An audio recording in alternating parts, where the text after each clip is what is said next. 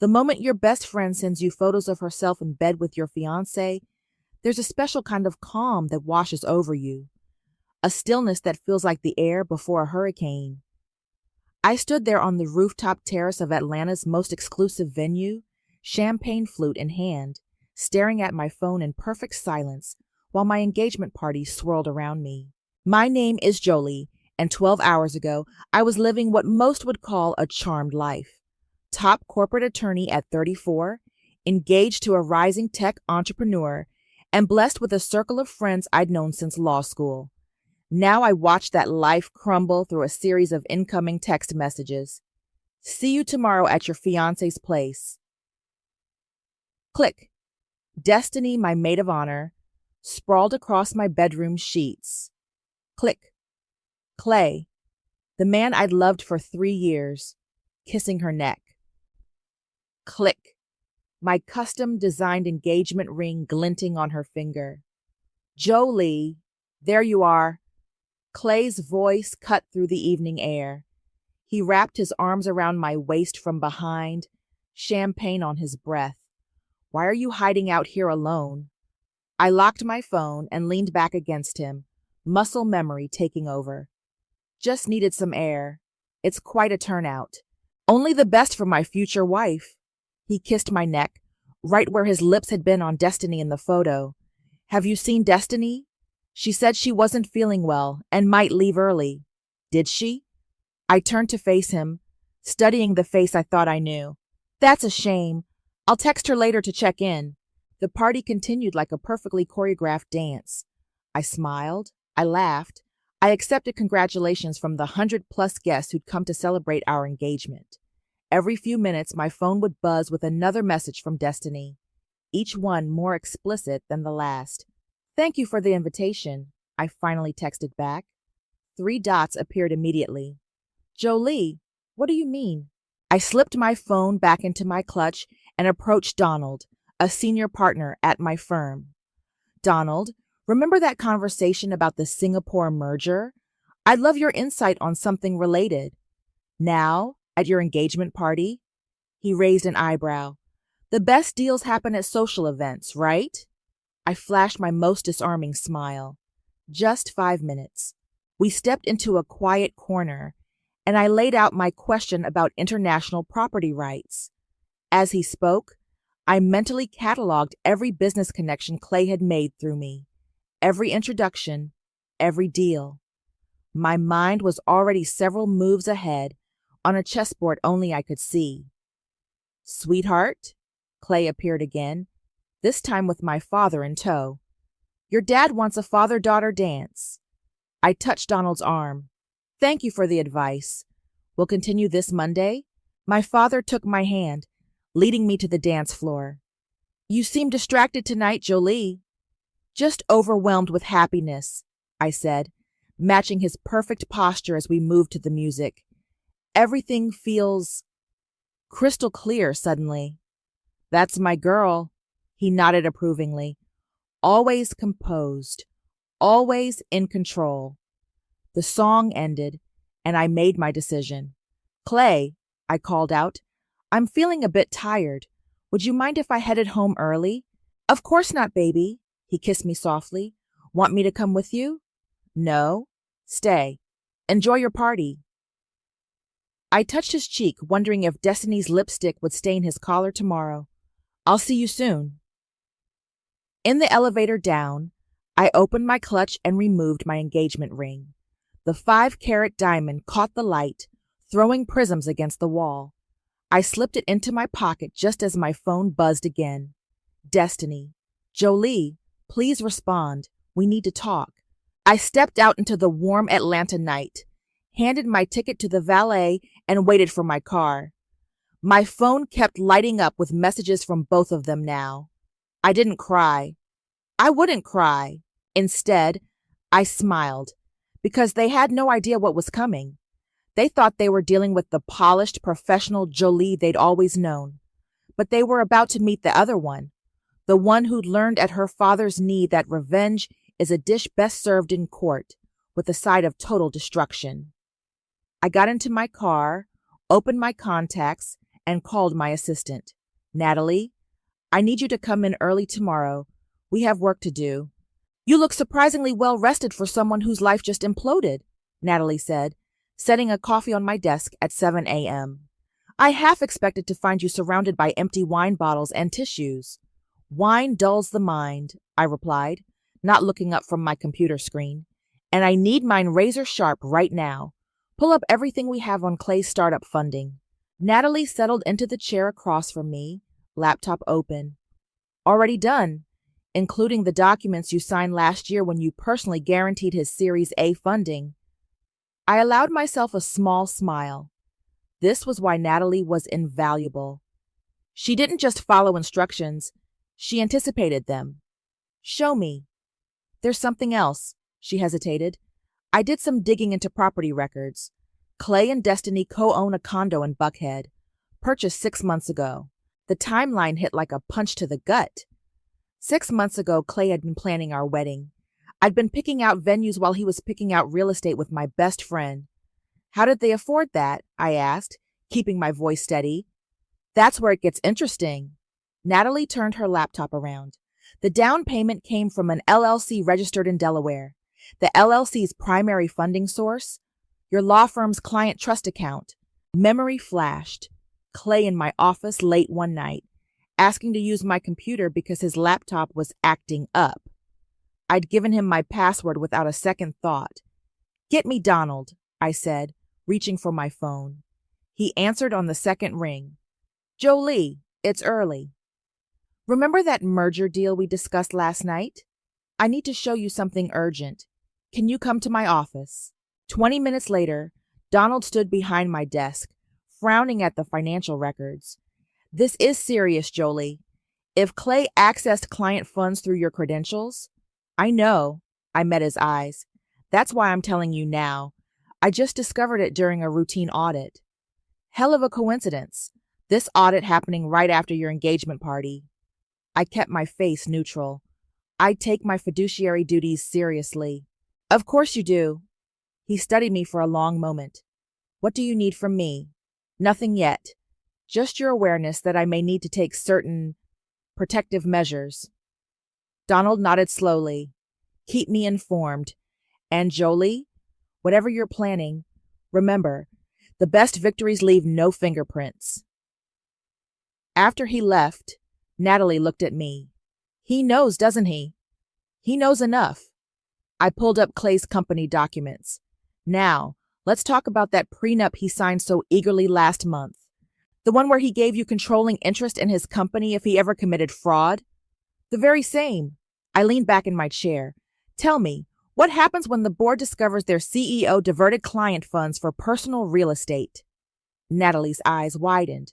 You're going to take his company? No. I started typing an email. I'm going to let him lose it all by himself.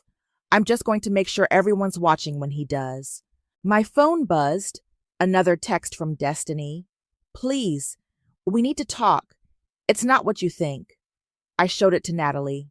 What do you think she means?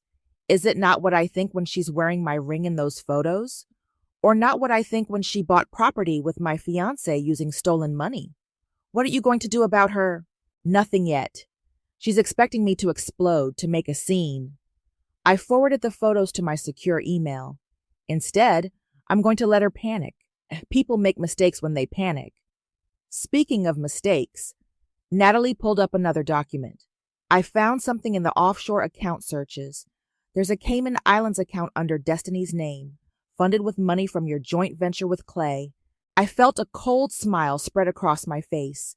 Send everything to my private email. And Natalie, thank you for not asking if I'm okay. Are you? Okay, I mean. No, I admitted, standing to look out over the Atlanta skyline. But I will be. Once I'm done, I will be. My phone buzzed again. Clay this time. Baby, you left so early last night. Dinner tonight? I typed back, can't tonight. Busy with the fascinating case about financial fraud. Rain check? Of course, babe. Love you. I set the phone down, turning back to my computer. Natalie, get me everything you can on Destiny's law firm. Every case she's handled, every client, every billable hour. Going for total destruction? No, I said quietly. Just karma, with interest. I hadn't been to my sister's flower shop in 3 years. Standing outside Kendra's blooms, I watched her arrange roses through the window, her movements precise and angry, just like when we were kids. Some things never change. The bell chimed as I pushed the door open. Kendra didn't look up. We're closed. Even for family, her hand stilled on the roses, especially for family. She finally turned, eyes narrowing. What do you want, Jolie? Can't a sister visit? A sister could. You? She snipped a stem with more force than necessary. You only visit when you need something. She wasn't wrong. The last time I'd been here, I'd convinced her to sign away her claim to our mother's estate, siding with our father's manipulative legal maneuvers. I told myself it was the right thing to do, the logical thing. Clay's been sleeping with Destiny, I said flatly. Kendra set down her scissors. Shit. Yeah. How long? Long enough to buy property together. I picked up a discarded rose, twirling it between my fingers. Using stolen money. And you're here because you were right. The words felt like glass in my throat. About Dad. About how he taught us to handle pain. Kendra leaned against her workbench. Calculate and destroy, you mean? Like he did to Mom? I have everything I need to ruin them both, I admitted. Legally, professionally, completely. But I keep hearing your voice from that day, telling me I was becoming him. My phone buzzed. I pulled it out to silence it, but Kendra caught my wrist. Speaker, she demanded. If you're here for my advice, I want all the cards on the table, I answered. Hello? Baby, it's me. Clay's voice filled the shop. Listen, I need to push dinner again tonight. Big investor meeting came up. Of course, I said smoothly. With the Singapore group? Yeah, exactly. You know how it is. Love you. Love you too. After hanging up, I met Kendra's questioning look. There is no Singapore group. He's meeting Destiny at their condo. I had Natalie clone his phone. Jesus, Jolie. Kendra ran a hand through her hair. You really are Dad's daughter. I'm nothing like him, I snapped. No? She pulled out her phone, tapped a few times, and held it up. A video played, security footage of our father threatening Mom's lawyer during the divorce. His voice was calm, reasonable, even as he detailed how he would destroy the man's career. I don't sound like that, I protested. Really? Kendra played another recording, my voice this time, from a call I'd recorded with Clay earlier. Of course I'm not angry. I just want to understand the business implications. The similarity in tone was undeniable. Okay, I whispered. I hear it. Good. Kendra started to gathering her tools. Because Dad's way, it works. But it costs you pieces of yourself you never get back. My phone buzzed again. A text from Natalie. Found something big. Destiny's been falsifying billable hours. Lots of them. See?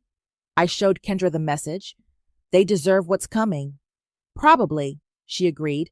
But do you deserve what executing that revenge will do to you? I stood silent, watching her close-up shop. Finally, I asked, what would you do? I'd remember that the opposite of love isn't hate, she said, locking the register. It's indifference. And right now, you're showing them how much power they still have over you. So I should just let them win? No. She handed me a single white rose. You should make them irrelevant. Hit them hard enough to protect yourself, but not so hard you become the villain in your own story. My phone buzzed one final time. An email notification.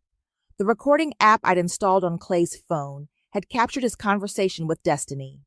How long are we going to string her along? Destiny's voice.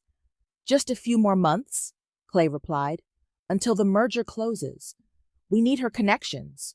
And then we tell her we fell in love naturally. She'll be hurt but professional. You know, Jolie, always perfectly controlled. I clicked stop, a faint smile playing on my lips. Kendra saw my expression and sighed. You're not going to take my advice, are you? Actually, I said, I am. I'm going to make them irrelevant. I'm just going to do it my way. And what way is that? I headed for the door, pausing with my hand on the knob. Perfectly controlled. The boardroom fell silent as I laid out the documents. Clay sat at the far end, his usual confident smile faltering as he scanned the first page. The other board members leaned forward, interest piqued by the tension in the air. As you can see, I began, my voice carrying the professional detachment I'd perfected over years of corporate law.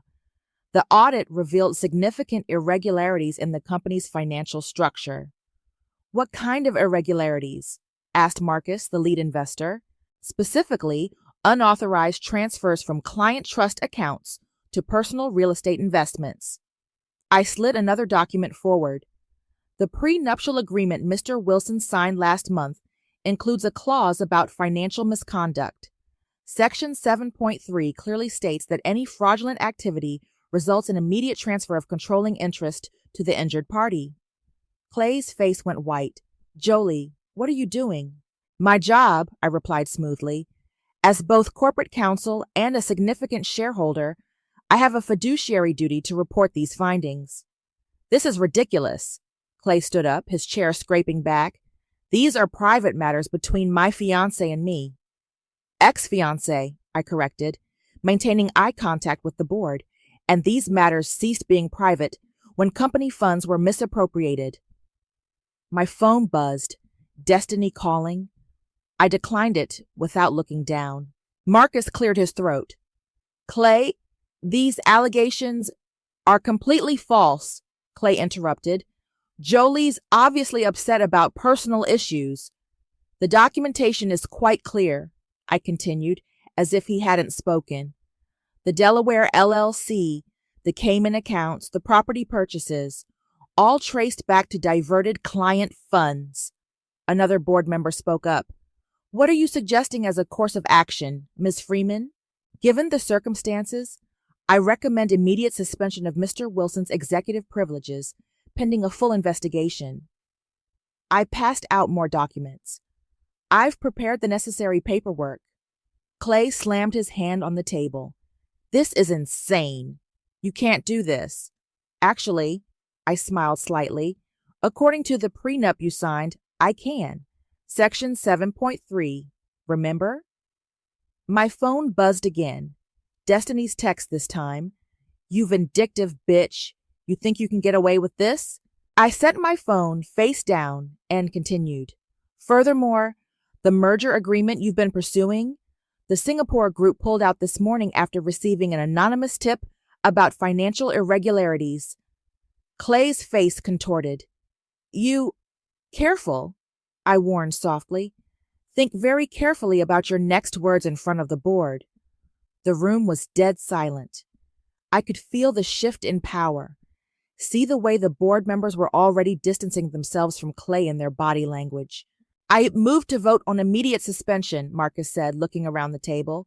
All in favor? Hands raised one by one. Clay watched, helpless, as his company slipped through his fingers. Motion carried, Marcus announced. Clay, please surrender your building access and gather your personal effects. This isn't over, Clay hissed as he stood. Actually, it is, I replied, gathering my papers. Oh, and Clay, the ring you gave me, the one Destiny's been wearing, it's been reported stolen. The police might have questions. I walked out of the boardroom, heels clicking on hardwood, and headed straight for the elevator. Inside, I finally checked my messages. 17 missed calls from Destiny, 5 from Clay, and 1 text from Natalie. HR complaint filed against Destiny. Meeting in progress now. Perfect timing. My phone rang again. Destiny. This time I answered. How dare you? She seethed. I just got suspended pending an ethics investigation. Really? I kept my voice light. How unfortunate. Almost as unfortunate as sleeping with your best friend's fiancé. You think you're so perfect, don't you? Little Miss Perfect with her perfect life? Destiny, I cut her off. You're boring me, and I have another meeting to attend. I hung up as the elevator doors opened. Donald was waiting in the lobby. Clean? He asked quietly. Surgical, I confirmed. No laws broken, no ethics violated. Just karma doing its job. Good girl. He nodded approvingly. Your father would be proud. I stopped walking. That's not the compliment you think it is. Before he could respond, I heard the click of heels behind me. I turned to see Destiny, mascara running, fury in her eyes. You were always the fake one, she spat, and her hand connected with my cheek in a sharp slap that echoed through the lobby. I touched my face, feeling the sting, and something inside me shifted. The careful control I'd maintained cracked just slightly, and I saw a real fear flash in Destiny's eyes. Thank you, I said softly, for reminding me who I'm dealing with. The slap echoed in my mind as I sat in my office, ice pack pressed against my cheek. It wasn't the pain that bothered me. It was the memory it triggered. My mother, 20 years ago, sporting a similar mark after confronting my father about his affairs. It's not what it looks like, he'd said, straightening his tie. The same words Clay had texted me an hour ago. A knock interrupted my thoughts. Come in. Natalie entered, looking concerned. Security footage from the lobby incident is secured, and Isaiah's here to see you. I lowered the ice pack. Destiny's brother? Should I send him away? No, I said after a moment. Send him in. Isaiah looked exactly as I remembered from law school. Tall, thoughtful, with kind eyes that always seemed to see too much. Hey, Jolie. If you're here to defend your sister, I'm not. He sat down uninvited. I'm here to warn you. She's digging into your old cases. I kept my face neutral. She won't find anything. She already has. He pulled out his phone, showing me a legal blog post. Anonymous source claims you helped cover up financial misconduct at your father's company 3 years ago. My stomach tightened. That's not exactly— I know what really happened, Isaiah interrupted. I was there, remember? When you found those documents? I did remember. Isaiah had been interning at my firm when I discovered evidence of my father's creative accounting. I'd buried it, convinced myself it was protecting the family legacy. Why are you telling me this? Because I watched you choose loyalty over ethics once before. He leaned forward. And I watched it eat at you for years. My phone buzzed. Natalie's text. Someone's been accessing your old case files. Internal breach. Did you know? I asked Isaiah suddenly. About Clay and Destiny? He looked away. I suspected. But Destiny, she's complicated. She always felt like she was living in your shadow. So she decided to steal my life? No, he said quietly. She decided to prove she could take it. Another text from Natalie. Security spotted someone following you home last night. Be careful. They're watching me, I realized aloud. Of course they are. Isaiah stood up. You're not the only one who knows how to play this game, Jolie. Is that why you're really here? To warn me off? He paused at the door. I'm here because— He hesitated.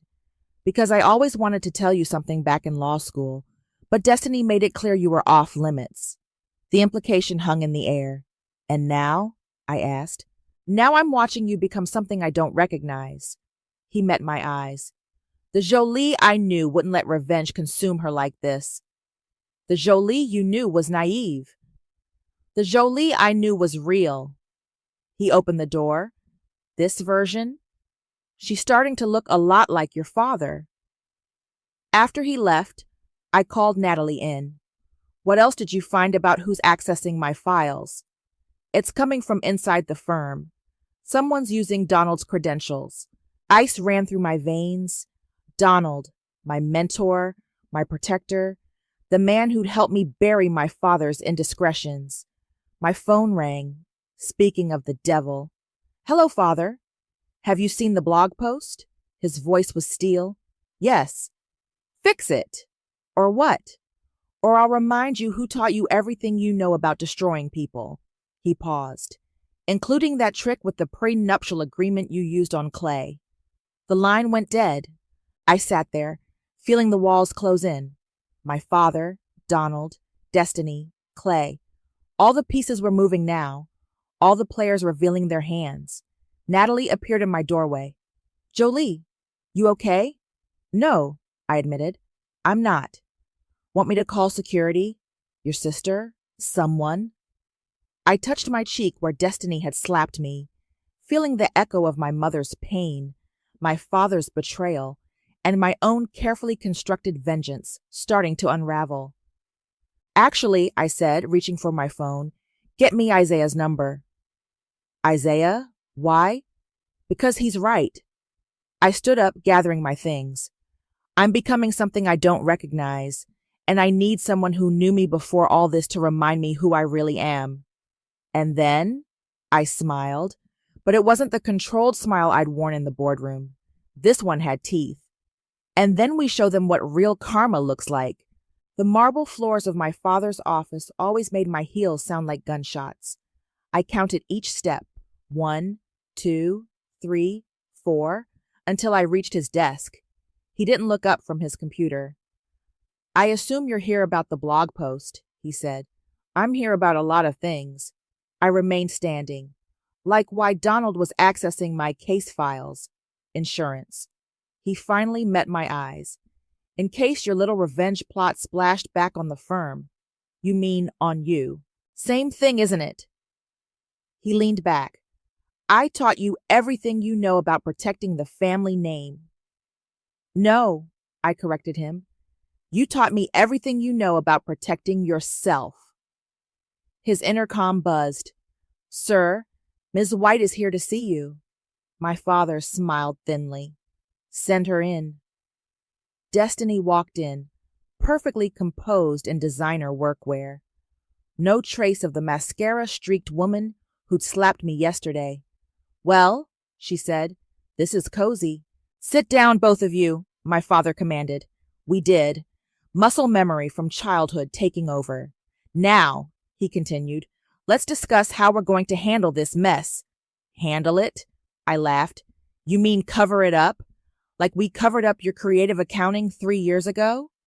Which you helped with, Destiny pointed out. I have proof. I know you do. I pulled out my phone, played a recording. Donald's voice discussing how they'd use my old cases as leverage. Just like I have proof of this conversation from your meeting this morning. My father's jaw tightened. You bugged my office? No, but Natalie did. Turns out my assistant is very good at making friends with your cleaning staff. Destiny shifted uncomfortably. What do you want? Originally? Revenge. I stood up again. But now I want the truth. All of it. The truth? My father scoffed. The truth is you're just like me, calculating every move, controlling every narrative. Maybe, I admitted, but here's the difference. I'm done playing your game. I pulled out an envelope, dropped it on his desk. My resignation from the firm, effective immediately. Don't be dramatic, he snapped. I'm also calling a press conference tomorrow. I turned to Destiny, about Clay's company, the embezzlement, everything. You'll destroy yourself too, she warned. Worth it. My father stood up slowly. I raised you better than this. No, I said quietly. Mom raised me better than this. You just taught me how to hide who I really was. His hand twitched, the same way it had before hitting my mother all those years ago. But I wasn't her. Try it, I said softly. Give me a reason to add assault to tomorrow's press conference. The intercom buzzed again. Sir, Mr. Wilson is demanding to see you. Send him in, I called out before my father could respond. Clay burst in, face red. You can't do this. You can't just... He stopped short, seeing all of us. What's going on? Family meeting, I said brightly. We were just discussing tomorrow's press conference. About the embezzlement, the affair, all of it. You're bluffing, Destiny said. I pulled out more papers, bank records, property deeds, text messages, recordings. I laid them on the desk one by one. Everything. I'll pay you, my father said quietly. Name your price. That's your solution to everything, isn't it? Throw money at the problem until it goes away?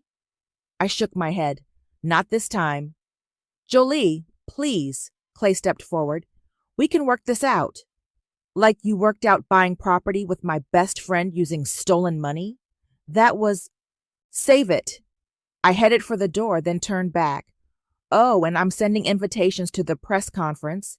It's at the same venue where we had our engagement party. Fitting, don't you think? You'll regret this, my father called after me. I paused in the doorway. No, I won't. Because for the first time in my life, I'm not trying to be perfect. I'm just trying to be honest. As I walked out, I heard Destiny's voice crack. What do we do? My father's response followed me down the hall. We destroy her first, I smiled, pulling out my phone to text Isaiah. It's done. They took the bait. Get ready for phase 2. His response came immediately. Are you sure about this? Yes, I typed back. Time to show them what real karma looks like. I wore white to the press conference. Not bridal white, ice white, sharp as a blade. The same venue where my engagement party had been held was now packed with reporters, shareholders, and legal professionals. Natalie had arranged the seating perfectly. My father, Clay, and Destiny in the front row, exactly where I wanted them. Thank you all for coming, I began, standing at the podium. I've called this conference to address certain allegations that have recently surfaced. Camera shutters clicked. I saw Clay shift nervously in his seat. 3 years ago, I helped cover up financial misconduct at my father's firm. Gasps rippled through the crowd. My father's face darkened. I did it out of misguided loyalty. Today, I'm correcting that mistake. I nodded to Natalie, who started the video presentation. Email chains, bank records, and surveillance footage appeared on the screen behind me. What you're seeing is evidence of systematic fraud, not just at my father's firm, but extending to multiple businesses, including Clay Wilson's tech startup and Destiny White's legal practice. Destiny stood up. This is slander. Actually, I smiled, it's all admissible evidence, which I've already provided to the SEC and the State Bar Association. Clay lunged forward. You can't. I can, and I did. I held up a USB drive. Everything's here.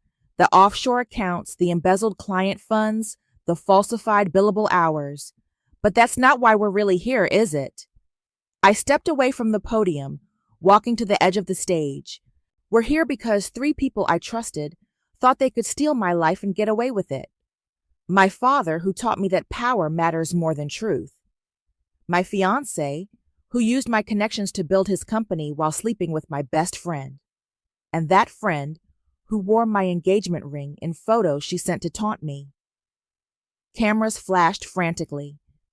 Destiny's face had gone pale.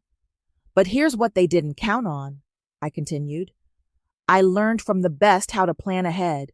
I clicked to the next slide, security footage from my father's office yesterday.